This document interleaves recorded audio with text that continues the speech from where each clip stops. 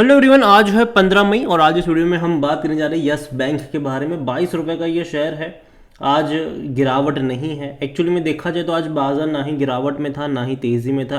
आज बाजार आराम कर रहा था। ठीक है, कुछ कुछ सेक्टर्स थे जहां पर गिरावट भी थी और कुछ कुछ सेक्टर्स थे जहां पर तेज़ी भी थी। खास करके आज मिड कैप ने अच्छा परफॉर्म करा है। यस बैंक अगर आप देखोगे तो पहले क्या था कि एक अच्छी तेज़ी आई थी, इवन नतीजे से पहले तेज़ी आई थी। नतीजे आने के अगले दिन में भी एक बेहतरीन रफ्तार थी, लेकिन उसके बाद लगातार गिरता चला गया और देखा जाए तो अभी 22 रुपये के आसपास ही अटक रहा है। बात करेंगे वीडियो में इसके बारे में कि भाई साहब भरोसा कर सकते हैं कि नहीं इस लेवल के ऊपर, और क्या आउटलुक यहाँ पर बनता हुआ नजर आ रहा है, सपोर्ट कहाँ पर है, मौके कहाँ पर बन रहे हैं और भरोसा करना भी चाहिए कि नहीं इसके ऊपर। देखिए, वीडियो को शुरू करो उससे पहले अगर आपने अभी तक चैनल को सब्सक्राइब नहीं किया तो प्लीज़ अभी इसे सब्सक्राइब कर लीजिए, क्योंकि आगे भी बहुत सारे वीडियोस हैं जो वो काफ़ी ज़्यादा हेल्प करेंगे। तो भाई साहब 5.5% का डिक्लाइन एक महीने में है, लेकिन हायर लेवल से कंपेयर करोगे तो गिरावट कुछ ज़्यादा ही है। एक साल का अगर आप ग्राफ देखो तो 40% से भी ज़्यादा का ग्रोथ है, लेकिन एक टाइम ऐसा भी था जहाँ पर पैसा डबल भी हुआ था। 16 से 32 का लेवल देखा, बाद में वापस 20 रुपये का लेवल भी देखा, फिर वापस तेज़ी भी आई, वापस अब गिरावट भी देखने को मिल रही है। यहाँ पर जो पहली बड़ी रफ्तार आई थी और उसके बाद जब गिरावट आई तो शुरुआती दौर में वो एक प्रॉफिट टेकिंग थी, क्योंकि जब ये 32 रुपये का लेवल इसने छुआ था तब इसका जो मार्केट कैप था वो 90,000 करोड़ चला गया था।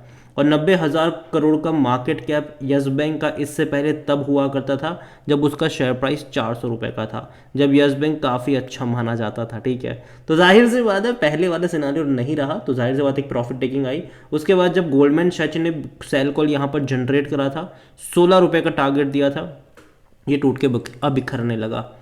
और अगर आप चैनल को रेगुलर फॉलो करते हो तो मैं पहले भी बोल चुका हूँ कि देखो यस बैंक में लोअर लेवल पर मौके बनेंगे। अगर 20 रुपये का लेवल वो आता है तो खरीदारी के मौके बनेंगे, और वो गया भी था, लेकिन दोबारा तेज़ी भी बनी और रिजल्ट्स काफ़ी अच्छे थे। देखो ख़राब नहीं थे, अच्छे नंबर्स थे, लेकिन नतीजे के बाद हुआ ये कि कुछ इंस्टीट्यूशंस ने जैसे कि कार्लेस ग्रे ने यहाँ पर बिकवाली करना शुरू करा था। कार्लेस ग्रुप जो है उन्होंने यहाँ पर बिकवाली करना शुरू करा था। इसके अलावा आईसीआईसीआई सिक्योरिटीज़ ने सेल कॉल जनरेट कर दिया 20 रुपये के टारगेट के साथ, तो गिरावट तो आनी थी। और यहाँ पर मैं अभी भी मान के चलूँ कि जो 20 रुपये का लेवल है वो इनिशियल लेवल पर एक अच्छे सपोर्ट के तौर पर काम कर सकता है। वहाँ पर जब भी जाएगा बाइंग के मौके बनेंगे। उसके बाद जो नेक्स्ट लेवल अच्छा मुझे लगता है वो 16 रुपये का है एवरेज करने के लिए। जहाँ तक बात करिए आज के अपडेट्स की, तो भाई साहब यस बैंक को यहाँ पर वेटेज बढ़ा है। अगर हम बात करने जाए तो जो MSCI ग्लोबल इंडेक्स है वहाँ पर भैया Yes Bank, Suzlon, Vedanta, Zomato and Polycab India are some of the stocks whose weightages have been raised in MSCI global index in May review. और ये बड़ी बात है कि भाई साहब इनके वेटेज बढ़ रहे हैं वहाँ पर, और ये अच्छी बात है। हालांकि दूसरी ओर अगर आप देखोगे तो यहाँ पर PB Fintech, Sundaram Finance and NHPC on the other hand are stock that included in MSCI global index. देखा जाए तो भैया इनको ऐड करा गया है, और other shares way included in the index, जो कि सोलर है, मेन काइंड है, जो सोलर इंडस्ट्रीज है, मेन काइंड फार्मा है, बॉश है, इंडस टावर है, कैनरा बैंक है, इन सबको यहाँ पर इंक्लूड भी करा गया है। तो एक अच्छी बात, देखो ऑलरेडी जो यस बैंक है, सुजलॉन ने वो ऑलरेडी उसका पार्ट पहले से थे, लेकिन इनका वेटेज और बढ़ा दिया गया है, जो कि अच्छी बात है। यहाँ पर अगर वॉल्यूम देखोगे तो भैया करोड़ों में रोज ट्रेड होते हैं। यहाँ पर 15 करोड़ से भी ज़्यादा के शेयर आज भी यहाँ पर ट्रेड होते नजर आए, और मार्केट के भी इसका 70,000 करोड़ के आसपास देखने को मिल रहा है। बैंक को लेकर अगर देखा जाए तो भाई साहब जैसे कि मैंने कहा कि नतीजे के बाद जो कार्लेस ग्रुप है उन्होंने बिकवाली करी थी, डंप करे थे 2.20% का स्टेक। और जैसे कि देखा कि भैया आईसीआईसीआई सिक्योरिटीज़ ने भी यहाँ पर सेल कॉल जनरेट करा था, 20 रुपये का टारगेट दिया था, और एक गिरावट वहाँ पर देखने को मिली। लेकिन जैसे कि मुझे लगता है कि 20 रुपये का लेवल इंपॉर्टेंट है, इवन 20-21 रुपये का कह लो लेवल, कि वहाँ पर बाइंग इंटरेस्ट जनरेट हो सकता है। और जहाँ तक देखा जाए तो according to Moneycontrol user 44% लोग कह रहे खरीदारी करो, 56% लोग कह रहे बेचो और भागो, और कोई भी होल्ड करने की बात नहीं कर रहा है। लेकिन हाँ देखो यस बैंक में मैं एक चीज़ ज़रूर कहूँगा कि अगर आप खरीदारी करते हो ना तो भाई साहब आपका जो नज़रिया है वो लॉन्ग टर्म का होना चाहिए। अगर आप 2-3 महीने के लिए आए हो तो मत ही आना यहाँ पर, क्योंकि 2-3 महीने में कोई बहुत बड़ा चमत्कार यहाँ पर नहीं होने वाला है। ये एक रेंज में अटकने वाला है, लेकिन धीरे धीरे करके तेज़ी यहाँ पर देखने को मिल सकती है। और मुझे लगता है कि अभी तक तो यस बैंक आपको कोई डिविडेंड पे नहीं कर रहा है, लेकिन आने वाले टाइम में डिविडेंड भी पे कर सकता है, क्योंकि प्रॉफिट 450 करोड़ के आसपास का भी लास्ट क्वार्टर में करा है। हालांकि बहुत सारे शेयर्स की डंपिंग यहाँ पर हुई ज़रूर है, तो भाई साहब इनको अगर ये 10-20 पैसे का भी अगर डिविडेंड पे करेगा तो बहुत सारा पैसा इनको चुकाना पड़ेगा, क्योंकि बहुत ज़्यादा शेयर्स यहाँ पर ऐड हुए हैं। तो याद रखिएगा उसके बारे में। तो ये एक दिक्कत यहाँ पर ज़रूर होगी कि उनको बहुत सारा पैसा डिविडेंड के तौर पे चुकाना होगा, और इसीलिए अगर ज़्यादा पैसा कमाना स्टार्ट करेंगे तो ज़्यादा डिविडेंड पे पे आउट होगा यहाँ पर। लेकिन अच्छा डिविडेंड होगा, अगर ये 10-20 पैसा भी डिविडेंड पे करेंगे तो अच्छा डिविडेंड होगा मेरे हिसाब से। हालांकि टाइम लगेगा, देखते हैं कि कब तक पे कर पाते हैं।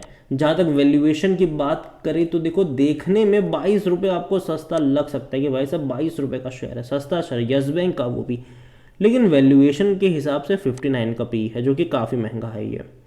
लेकिन आने वाले टाइम में अगर ये प्रॉफिट कमाते हैं अच्छा, तो वो भी एडजस्ट हो जाएगा। कोई भी एनालिस्ट यहाँ पर खरीदारी की बात नहीं कर रहा है।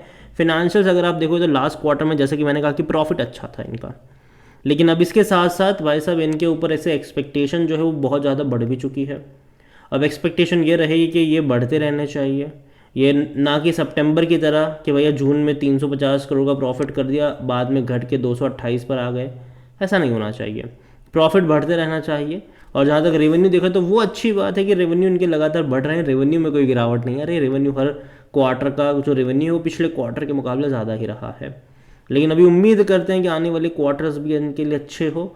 और देखो अच्छी खबरों में क्या है कि जो लोग अर्ली इन्वेस्टर्स हैं वो एग्जिट भी ढूंढते हैं, जैसे कि कार्लेस ग्रुप ने यहाँ पर बिकवाली करी। इसके अलावा चर्चा ये भी है कि एसबीआई भी अपना स्टेक बेचने की कोशिश करने वाला है। यहाँ पर 51% का स्टेक यहाँ वहाँ से जोड़ तोड़कर एसबीआई लेकर आएगा, एक कस्टोडियन बनेगा, और फिर बाद में किसी एक बड़े प्लेयर को 51% का स्टेक बेच दिया जाएगा, जो कि यस बैंक को चलाएगा। वो फिर बाद में यस बैंक के कर्ता धर्ता बन जाएंगे। तो ये चीज़ें हैं, इसके बारे में खबरें आ रही है, ठीक है। हालांकि ये बड़ा लंबा प्रोसेस है, एकदम से वो कुछ नहीं होने वाला है, क्योंकि देखो एसबीआई को भी बहुत सारे शेयर्स चाहिए होंगे, क्योंकि उनके पास जो होल्डिंग है वो उतनी ज़्यादा सफिशिएंट नहीं है। उनको बाकी लोगों मतलब बाकी बैंक से भी उनको बात करनी पड़ेगी, उनके भी शेयर्स लेने पड़ेंगे, तो वो सारी चीज़ें यहाँ पर होगी, लेकिन टाइम लगेगा। और दूसरी बात यह है कि इतनी बड़ी क्वांटिटी खरीदने के लिए कौन आएगा वो भी देखना है, क्योंकि आईडीबीआई बैंक को लंबे समय से गवर्नमेंट कोशिश कर रही है मतलब बेचने के लिए, कई सारे बिड्स मंगवाई जा रही है, लेकिन वो बिक नहीं पा रही है। तो जहाँ आईडीबीआई बैंक, जहाँ पर भाई साहब 94% का स्टेक तो एलआईसी और मतलब गवर्नमेंट ही लेकर बैठे हैं, वो नहीं बिक रहा है, तो यहाँ तो भाई साहब इनको स्टेक लेकर आने हैं फिर बेचने हैं बाकी के, तो दिक्कत होगी, यहाँ पर टाइम लगेगा। और जहाँ तक शेयर होल्डिंग के बारे में देखें तो जो प्रमोटर है उनके पास कुछ भी नहीं है, जो थे राणा कपूर एंड फैमिली, जो कहते थे कि यस बैंक का शेयर मैं अपने बच्चे के बच्चों को भी दूंगा, मेरे लिए ये गोल्ड माइन की तरह है। वो अपने इसी स्टेटमेंट के 10-11 महीने बाद ही सारे के सारे शेयर्स बेच कर चले गए यहाँ से। म्यूचुअल फंड के पास 0.18% है, यहाँ पर डोमेस्टिक इंस्टीट्यूशन 39.75% पर है, एफआईसी यहाँ पर 25.40% पर है, रिटेल और अदर्स 34.67% का स्टेक लेकर बैठे हैं, जिनमें से रिटेल इन्वेस्टर 23.26% का स्टेक यहाँ पर लेकर बैठे हुए हैं। देखिए ओवरऑल अगर मैं यस बैंक के बारे में बात करूँ तो अगेन देखो, मैं ये कहूँगा कि बैंक खराब नहीं है, मतलब बर्बाद होने वाला नहीं है, ठीक है। खराब तो था, ठीक है, तभी तो इतना गिरा है ये, लेकिन बर्बाद मुझे नहीं लगता कि यहाँ से ये होगा, क्योंकि ऑलरेडी बहुत सारा पैसा ये बैंक रेज कर चुका है, और उस पैसों का मुझे लगता है कि अभी भी अच्छे खासे कैश पर ये बैठे हुए हैं। और पिछले कुछ टाइम में कई सारे जो इनके एनपीएस थे उनको इन्होंने डिक्लेयर भी करा, और उस एनपीए को भैया बेच भी दिया, वहाँ से भी इन्होंने पैसा जुटाया ज़रूर है। तो आने वाले टाइम में मैं उम्मीद करूँगा कि अभी जो भी लोन ये लोग दे रहे हैं वो थोड़ा सा मतलब धीरे धीरे संभल के दे रहे हैं।